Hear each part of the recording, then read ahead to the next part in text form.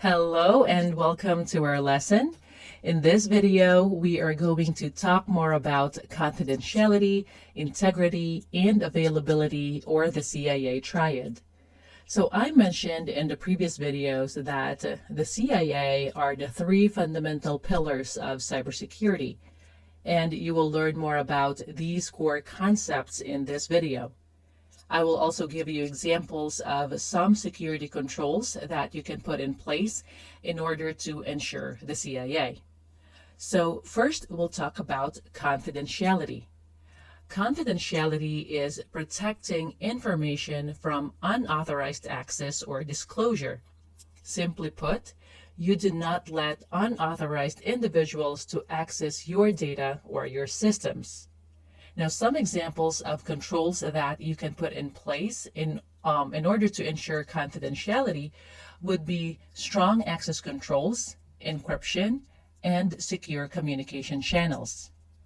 Strong access controls means giving access to authorized users only. So if individuals are not authorized, of course, you do not give them access to your data or your systems. And one way to do that is to implement the principle of least privileges, or the POLP, which means that you only give a user access just enough to do his or her job. Now, for example, a user from IT does not need to access financial systems. Then you don't give that user access. Now, if that user would need access with a valid business justification, then there needs to be a proper access request submitted to data owners, and that should require an approval. And if that access is not needed anymore, then that access should be removed. So again, only allow authorized users to access the data and the systems. Now we have encryption. Encryption will protect your data by using a mechanism that will turn your clear text or plain text data into something unreadable, or commonly called as ciphertext. Encryption uses complex mathematical algorithms to transform readable data into unreadable format, so in the event that your data falls into the hands of attackers, then the criminals won't be able to make sense of it because they will only see some random characters. Then again, your data won't be of use to them. Along with this control is securing your decryption keys so that the attackers won't be able to decrypt your data. But we will talk more about key management in a different video. Now, NIST has some publications about recommended strong cryptographic algorithms that most standards or regulations use. So if you want to learn more about those, please take a look at them. Another control to ensure confidentiality is using secure communication channels. Now, when you are transmitting your data, you have to do it over secure channels. Otherwise, attackers can be intercepting or listening, then they will be able to obtain the information being transmitted over the network. And one way to achieve this would be using TLS or SSL, and that is secure or transport layer secure or secure socket layer. Now that is a protocol that will allow computer systems to communicate safely over the internet.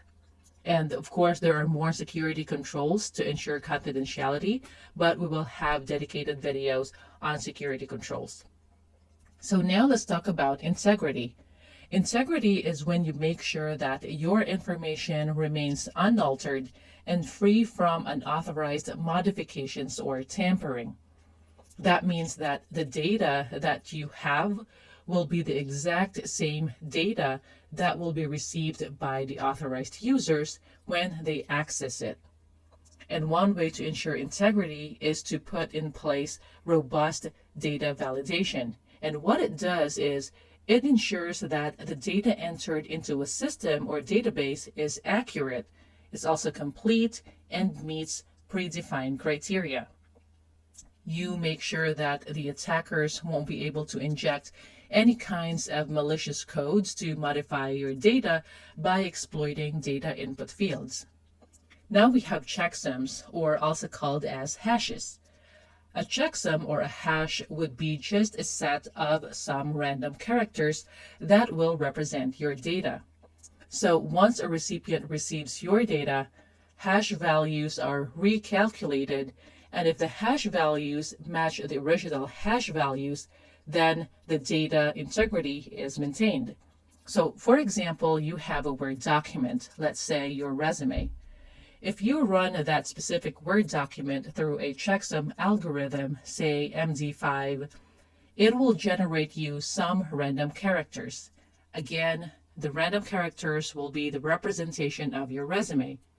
And when you change something in that document, for example, you added a period or a space in a document and you regenerate its hash value, you will get a different set of random characters. And that way you can tell that your resume was modified. Okay, so now data backup strategies. Organizations need to have some good backup strategies in case you have data loss due to data deletion or you experience some kind of data corruption, then you know that you have backups of the same data that you can use. And we will talk more about data backups in a later video. But now let's talk about availability. Now, it is very important to maintain continuous operations and to minimize downtime if possible. Availability is making sure that your information and information systems are accessible when users need to access them. And one way to ensure availability is to have redundancy. So redundancy is having extra components and systems or resources that are the same as your main components, systems, and resources. And they will serve as backups in case the primary ones fail.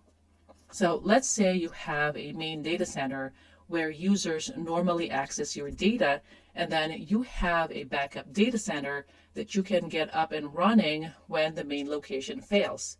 Now, the same concept applies to your systems, location, and even personnel or staff, so that you have that redundancy that you can actually rely on if something ever happens.